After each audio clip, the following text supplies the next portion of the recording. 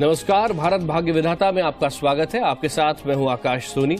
आज हम आपको भारत भाग्य विधाता का स्पेशल एडिशन दिखाने जा रहे हैं, जिसमें बात हो रही है भारत और पाकिस्तान के रिश्तों की, दक्षिण एशिया के उन दो मुल्कों के रिश्तों की जिन पर पूरी दुनिया की नजर है। और इसके लिए आपको लिए चलते हैं दिल्ली के दिल कनॉट प्लेस में, जहां दोनों देशों की जानी मानी हस्तियां बहस में शामिल हैं।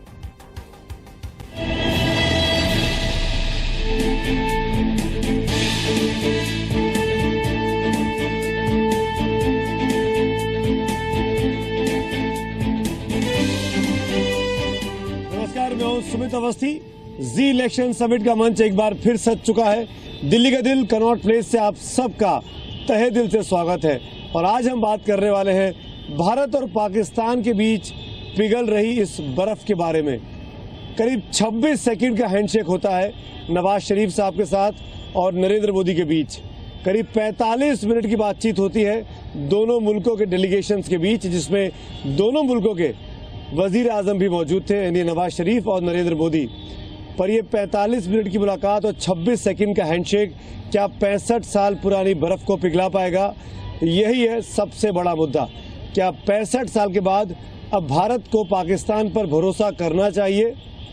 क्या आतंकवाद खत्म होगा? वो आतंकवाद जो पाकिस्तान की सरजमी से पनपता है और हिंदुस्तान में उसका असर देखने को मिलता है, या तमाम मासूम मारे जाते हैं। ये तमाम ऐसे मुद्दे थे जो 45 मिनट की बातचीत में प्रधानमंत्री नरेंद्र मोदी ने नवाज शरीफ और उनके साथ आए पूरे डेलीगेशन के सामने उठाए।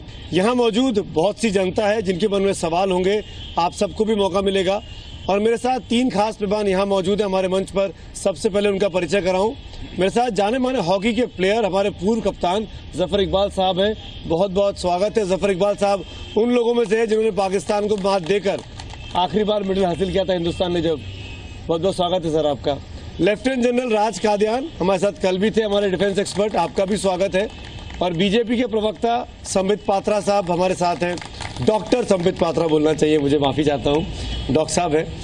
और साथ में 2 और खास मेहमान मेरे साथ सीधे जुड़ रहे हैं। मुंबई से फिल्म इंडस्ट्री के जाने माने चेहरे सनी देओल। सनी देओल ने कई ऐसी फिल्में की हैं जिसमें पाकिस्तान बैशिंग हुई है। हम सनी देओल के साथ बातचीत करेंगे। और हमारी आज की सबसे बड़ी प्राइस कैच है हिना रब्बानी खर। हिना रब्बानी खर के साथ हम बातचीत करेंगे। पाकिस्तान की पूर्व विदेश मंत्री हैं, अभी 2 साल पहले हिंदुस्तान आई भी थी, बातचीत हुई थी, कुछ साल पहले आई थी। आप सबका बहुत बहुत स्वागत है। पहला सवाल हिना रब्बानी खर पे मैं आपसे ही लेना चाहूँगा और आपसे सुनना चाहूँगा, जानना चाहूँगा। सुशांत सरीन भी हमारे साथ जुड़े हुए हैं, जाने माने डिफेंस एक्सपर्ट हैं। हिना, ये जो इनिशिएटिव लिया गया नरेंद्र मोदी के द्वारा, इनवाइट किया गया नवाज शरीफ को, इस पूरे डेवलपमेंट को आप किस तरीके से देखती है as a former foreign affairs minister of Pakistan? तो नरेंद्र मोदी साहब का इलेक्ट होने के फ़ौरन बाद ये इनविटेशन भेजना यकीनन एक गुड जेस्चर था, एक अच्छा जेस्चर था, जिसको यकीनन वज़ीर आज़म नवाज शरीफ ने supported by the opposition parties in Pakistan also. ये बहुत बड़ी बात है। ये कंसेंसस ऐसा आपको पाकिस्तान में मिलता है जो आपको हिंदुस्तान में नहीं मिलता, बिकॉज यहाँ पे हिंदुस्तान को लेकर सियासत ज़्यादा नहीं होती। और हम by and large political parties, बेशक वो हुकूमत के अंदर हों, बेशक वो हुकूमत के बाहर हों, ये मानते हैं कि इंडिया के साथ हमें ताल्लुकात बेहतरीन करने चाहिए। और प्राइम मिनिस्टर नवाज शरीफ का भी ये मानना और आना भी एक अच्छा उन्होंने सिग्नल भेजा है अपने काउंटर पार्ट के हवाले से। क्योंकि आप ये भी याद रखें कि जब मनमोहन सिंह साहब को यही इनविटेशन नवाज शरीफ साहब ने अपनी स्वेरिंग इन सेरेमनी के लिए दिया था, तो वो उन्होंने नहीं एक्सेप्ट किया था। तो प्रोएक्टिव डिप्लोमेसी करनी चाहिए, हमें डर दबक के डरना नहीं चाहिए। बिकॉज पाकिस्तान और इंडिया में मैंने देखा है, इवन एज फॉरेन मिनिस्टर, कि आपके भी जब ब्यूरोक्रेट्स इंडिया के भी, पाकिस्तान के भी लेकिन पाकिस्तान के कम, इंडिया के ज़्यादा, जब पाकिस्तान की बात आती है और कोई नॉर्मल से नॉर्मल चीज़ टेबल पे रखते हैं, हम कोई एक इनिशिएटिव लेते हैं, तो उनका पहला रिएक्शन ये होता है कि इसको किस तरह हम दबाएं, इसको कैसे ख़त्म करें। तो हमें इस चीज़ से, इस मोड ऑफ थिंकिंग से निकल कर एक पॉजिटिव फ्रेमवर्क के अंदर इस पूरे रिलेशनशिप को देखना चाहिए। जी जी हिना जी, एक चीज़ और मैं पूछना चाहूँगा आपसे। आज एक बात कही गई जो भारत की तरफ से हमारी फॉरेन सेक्रेटरी ने हमको ये ब्रीफ किया, उसमें कहा गया कि मुंबई ट्रायल जो मुंबई हुआ था 26/11 का इंसिडेंट 26/11 का, उसका ट्रायल पाकिस्तान में बहुत स्लो चल रहा है और ये मामला उठाया आज नरेंद्र मोदी साहब ने नवाज शरीफ के सामने और ये कहा कि इस ट्रायल को स्पीडीली होना चाहिए। क्या ये संभव है? क्या पाकिस्तान में वो ट्रायल जल्दी हो सकता है? देखिए, दोनों देशों के जो रिलेशनशिप है उसको आप किसी भी ट्रायल या किसी भी इंसिडेंट से तो हॉस्टेज आपको बिल्कुल नहीं रखना चाहिए। अगर आप क्लियर हैं कि आपको इन दोनों देशों के दरमियान किस तरह के रिलेशनशिप चाहिए तो फिर तो आपको उसको सिंगल माइंडेडली परस्यू करना चाहिए। और इसमें देखिए, जो ट्रायल प्रोसेस है वो हिंदुस्तान में और पाकिस्तान में बहुत सिमिलर है। हमारा जुडिशल सिस्टम तकरीबन एक ही किस्म का है। हम दोनों ने ब्रिटिश जुडिशल सिस्टम से इनहेरिट किया। तो उसमें अगर आप देखें तो समझौता एक्सप्रेस का जो ट्रायल है वो शायद मुंबई के ट्रायल से भी स्लो जा रहा है। लेकिन अगर हम इसको लेकर कहें कि नहीं, जब तक वो नहीं होगा तब हम आगे नहीं चल सकेंगे, तो ये जो माजी में मुश्किलात आईं हमें उनको बिल्कुल सुलझाना चाहिए ताकि हमें पता चले, हम सीखें उसमें से। लेकिन हमें आगे की तरफ देख कर चलना है। हमें पीछे को तरफ अगर हम देख के चलते रहेंगे तो हम अगले 60 साल भी शायद इसी तरह गुजार दें जैसे हमने पिछले 60 साल गुजारे हैं। और हमें देखना है कि दुनिया कहाँ पहुँच गई है और हम अपने वही पुराने ख्यालात और पुरानी सोच और पुराने मसले मसाइल लेकर बैठे हुए ना हम उनको सॉल्व कर सकते हैं बल्कि हम उनको बढ़ाते जा रहे हैं। तो इसमें लीडरशिप चाहिए होगी। पॉलिटिकल लीडरशिप का एक बहुत बड़ा रोल है और political leadership has to lead from the front. अगर हम पब्लिक ओपिनियन के हॉस्टेज हो जाएं तो हम कुछ भी ना कर सके। मैं आपको अपनी एग्जांपल देती हूँ। हमारी जब पाकिस्तान पीपल्स पार्टी के दौरे हुकूमत में ट्रेड पे MFN स्टेटस पे, ट्रेड पे पॉजिटिव लिस्ट से नेगेटिव लिस्ट पे लाना, it wasn't a popular move. Public opinion इसको नहीं सपोर्ट करता था, बट हमने किया क्योंकि हम जानते हैं और मानते थे और उस वक्त भी और अब भी कि ये पाकिस्तान के इंटरेस्ट में अच्छी चीज़ है। अब आप रहिए हमारे साथ हिना मैम, हम और लोगों से बातचीत करते हैं। पूरा पैनल मौजूद है, बहुत सारी जनता है, ये सब जानना चाहेंगे। मैं सुशांत सरीन आपके पास आना चाहूँगा। जब जब हम मुंबई की बात कर रहे हैं, पाकिस्तान के लोग हमको समझौता एक्सप्रेस के ब्लास्ट की बात याद दिलाते हैं। हम अगर करगिल की बात करेंगे तो वो कुछ और चीज़ के बारे में बात करते हैं, वो बलूचिस्तान के बारे में बातें करते हैं। कैसे आगे बढ़ेंगी बातचीत के जो तनाव है आतंकवाद को लेकर, ये कैसे खत्म हो सकता है? सुमित जी, एक तो मुझे हिना रब्बानी खार साहिबा की आवाज़ बहुत क्लियर नहीं आ रही थी, तो I am not very sure कि उन्होंने क्या बोला। लेकिन जहाँ तक आपका सवाल है उसमें देखिए, एक हम जब हर एक इंसिडेंट किसी भी देश में हो उसका एक जब मॉरल इक्विवेलेंस ड्रॉ करने की कोशिश करते हैं, मेरे ख्याल वो हम पहली गलती करते हैं। अगर भारत में कोई इस तरह की तंजीम है, कोई इस तरह की हरकत करती है, बेशक भारत की सरकार की ये जिम्मेदारी होती है उसको रोक लगाना। लेकिन पाकिस्तान के साथ जो प्रॉब्लम है वो दो तरह की है। एक ये कि पाकिस्तान की तंजीम है वो भारत में आके हमला करती है, तो ये एक मेजर डिफरेंस हो जाता है। दूसरी चीज़ ये कि भारत में आज तक कभी कोई ये लालछन नहीं लगा सका कि भारत का कोई सरकारी इदारा जो है, कोई इंस्टीट्यूशन ऑफ स्टेट जो है, वो किसी भी इस तरह की तंजीम की सरपरस्ती करता है, उसकी हिमायत करता है, उसको प्रोत्साहन देता है, उसको प्रोटेक्ट करता है, उसको सपोर्ट करता है। ऐसा कभी किसी ने चार्ज नहीं लगाया। On the other hand, Pakistan में अगर हम देखें तो ये सारी जो दहशतगर्द तंजीमें हैं या बल्क ऑफ देम जो है, ये कहीं ना कहीं इनके तार जो है वो पाकिस्तान के सरकारी तंत्र के साथ जुड़ती हैं। तो इसीलिए मेरी आपसे अर्ज़ ये होगी कि ये जो हम मॉरल इक्विवेलेंस ड्रॉ करते हैं इसको करना बंद करें, ये बेहतर होगा। दूसरी चीज़ मैं एक और कहूँगा, जो आपने शुरू में अपने ओपनिंग स्टेटमेंट में आपने कहा, देखिए मैं नहीं मानता कि कोई दिल विल प्यार व्यार जो होता है ये फिल्मों के लिए तो ठीक है, लेकिन जब दो देशों की बात होती है तो उसमें इंटरेस्ट होते हैं और वही सर्वप्रिय होते हैं। इसलिए अगर लोगों के दिल मिल जाए वो अपनी जगह ठीक है, लेकिन ये ज़रूरत है कि दो रियासतों को आपस में काम करने की कोई गुंजाइश पैदा हो। और फाइनली आपने एक और बात की, भरोसे की। मैं नहीं मानता कि दो देशों के बीच में कोई भरोसे नाम की चीज़ होती है। वो भी बिल्कुल सटीक एक चीज़ पे आपको तुलना करनी पड़ेगी कि जो दूसरी साइड बोल रही है क्या वो डिलीवर कर रही है, क्या वो वही है जो उन्होंने आपसे प्रॉमिस किया। इसमें भरोसा नहीं होता, इसमें एक्चुअल जो परफॉर्मेंस होती है या जो डिलीवरी होती है वो इम्पोर्टेंट है। ये भरोसे और दिल विल प्यार व्यार ये तरह की ये जो हमारे डायलॉग होते हैं ये फिल्मों तक हमारे को सीमित रखने चाहिए। अगर आप अंतर्राष्ट्रीय रिलेशंस की बात कर रहे हैं तो उसमें ये ना लेके आए तो बेहतर होगा। सनी देओल काफी देर से हमारे साथ जुड़े हुए हैं, जाने माने बॉलीवुड के एक्टर हैं, स्टार हैं, मुंबई से हमारे साथ हैं। सनी, पहला सवाल तो यही कि आपने कल देखा होगा शपथ ग्रहण हो गई नरेंद्र मोदी जी की, नवाज शरीफ आए शिरकत की, आज दोनों के बीच बातचीत हो गई, नरेंद्र मोदी पीएम बन चुके हैं। इस पूरे डेवलपमेंट के बाद आपकी क्या एक्सपेक्टेशंस हैं अब आगे के लिए, खासकर नरेंद्र मोदी से? देखिए, मुझे पूरा यकीन है कि जैसे मैं कह रहा हूँ, Modi ji is the leader, और जितने भी उनके साथ जुड़ के खड़े हुए हैं और जो इस वक्त सब जीते हैं, कितने हमारे एक्टर्स भी हैं, और ऑब्वियसली ये जीत रही है एक तरह से मोदी जी की, बिकॉज पूरी जनता को यकीन है कि वो इस देश को एक प्रोग्रेसिव तरह से आगे बढ़ाएंगे और कोई तरीके से नहीं, और मुझे भी इस पर पूरा यकीन है। एंड हमें बस ये देखना चाहिए कि हम ये नहीं कि वो करेंगे, हमें भी जैसे कहते हैं, ये मत पूछो कि देश आपके लिए क्या कर रहा है, ये पूछो कि आप देश के लिए क्या कर रहे हैं। प्रोग्रेसिव एटीट्यूड है सनी, ये तो ठीक है, लेकिन जो मुलाकात हुई नवाज शरीफ की नरेंद्र मोदी की, उसके बारे में आपकी क्या राय है?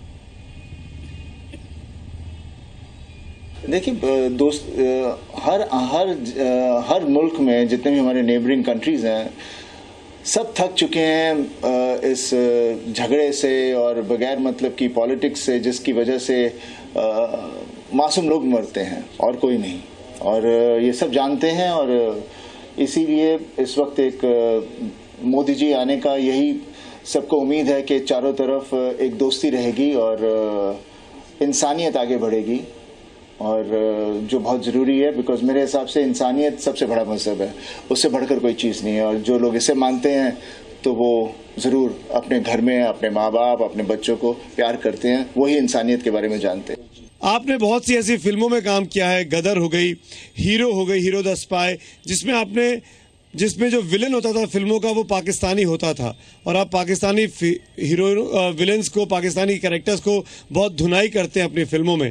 तो मैं आपसे पूछना चाहूँगा, पाकिस्तान के लोग तो आपसे बहुत खफा रहते होंगे जब आप बाहर जाते होंगे, उनसे मिलते होंगे किन्हीं पाकिस्तानियों से।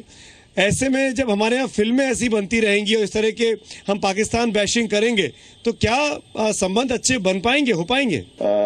यमला पगला की शूटिंग कर रहा था, लेस्टर में था, और एक गाड़ी रुकी, पता चला टैक्सी है, और उसमें से एक आदमी निकला, उसने आके मुझे जफ्फी डाली और कहा कि बस मैं आपके परिवार को इतना प्यार करता हूँ, आपसे जफ्फी डाल के मुझे बहुत अच्छा लगा। और फिर उन्होंने मुझे बताया कि वो पाकिस्तान से हैं और कितना हमें चाहते हैं। तो ये मेरा मानना है कि जहाँ पर भी हैं, हम कलाकारों को सब लोग प्यार करते हैं, और हम हैं भी सब लोगों के लिए, हम सिर्फ कोई एक ही कम्युनिटी के नहीं हैं। वी आर एंटरटेनर्स, और इसी तरह से हम लोग अपना प्यार और लोगों को चाहते हैं कि यूनाइटेड रहें, और क्योंकि किसी को दुख हो, वो हमारी फैमिली तो कभी बर्दाश्त नहीं करती, ना हम किसी को दुख देना चाहते हैं। जी चलिए सनी, इसी नोट पर मैं आपका शुक्रिया अदा करता हूं, आपने अपना वक्त निकाला, हमारे साथ जुड़े। Thank you so much Sunny Deol.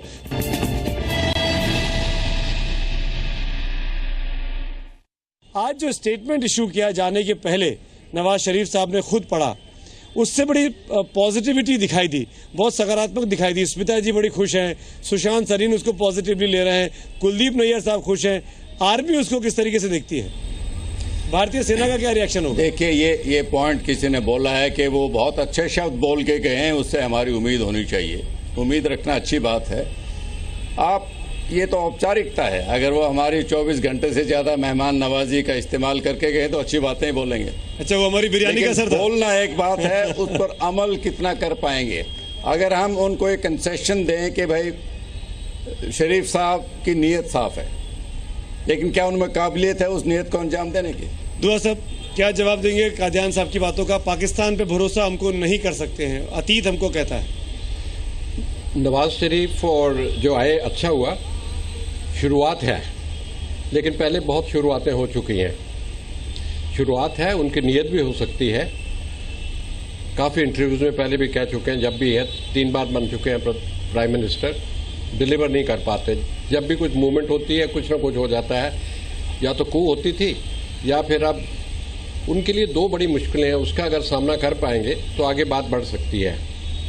एक तो आर्मी, क्या आर्मी उनके साथ है? क्या आर्मी उनके साथ है? मैं भी आपसे पूछता हूँ। हाँ, पूरी साथ नहीं है।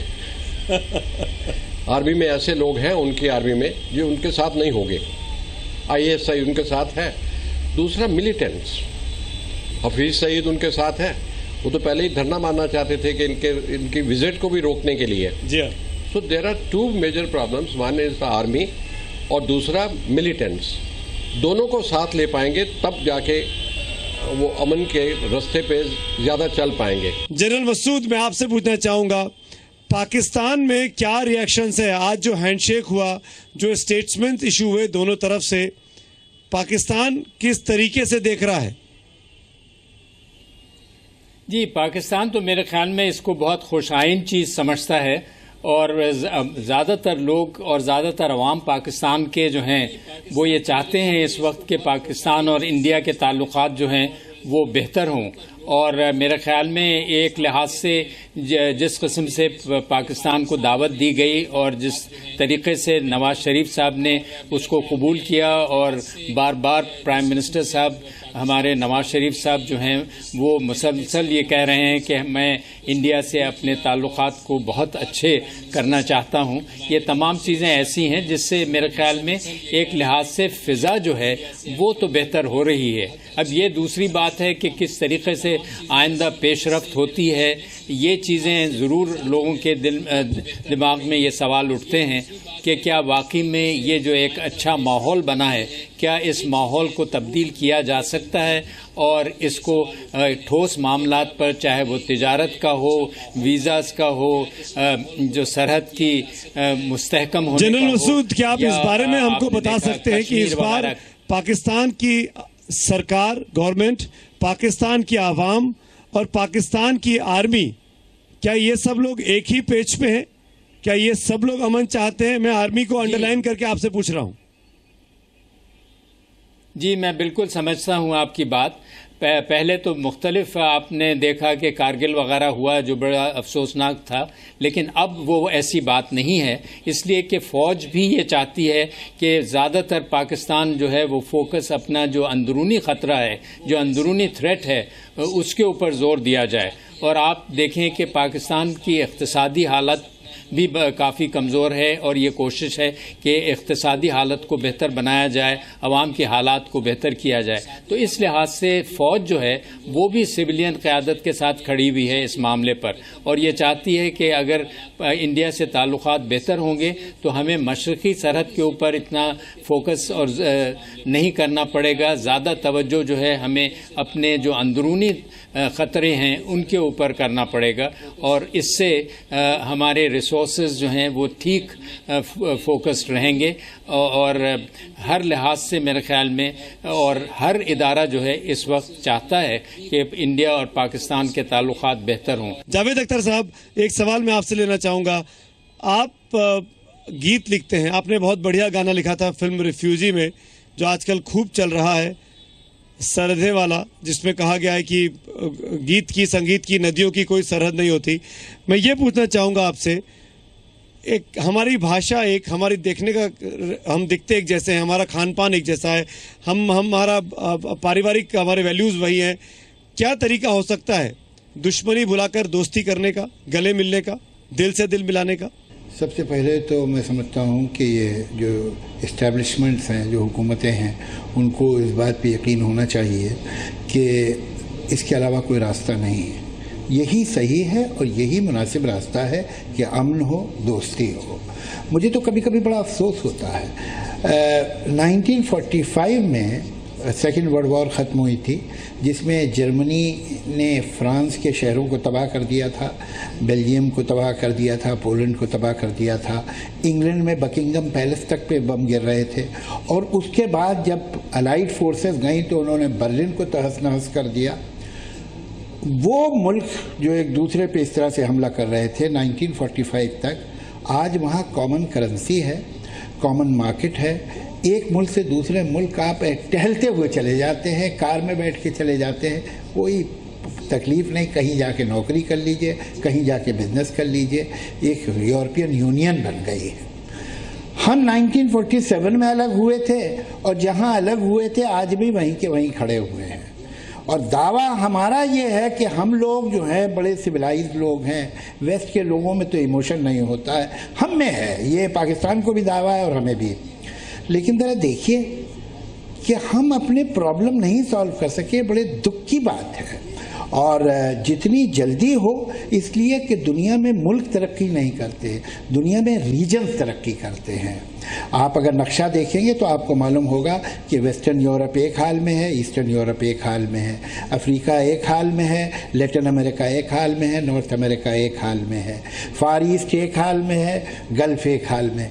उसी तरह से ये जो पूरा सार्क का एरिया है ये एक साथ ही ऊपर जाएगा। अगर हम लोग ऐसे ही सर फुटबॉल करते रहे छोटी छोटी बातों पे और छोटे छोटे झगड़ों पे और पुराने निकाल के जख्म कुरेद कुरेद के, तो हम तरक्की पूरी तरह नहीं कर पाएंगे। ये रीजन जिस दिन एक साथ हो गया, हम इतनी बड़ी पावर बन सकते हैं कि जिसकी कोई हद नहीं।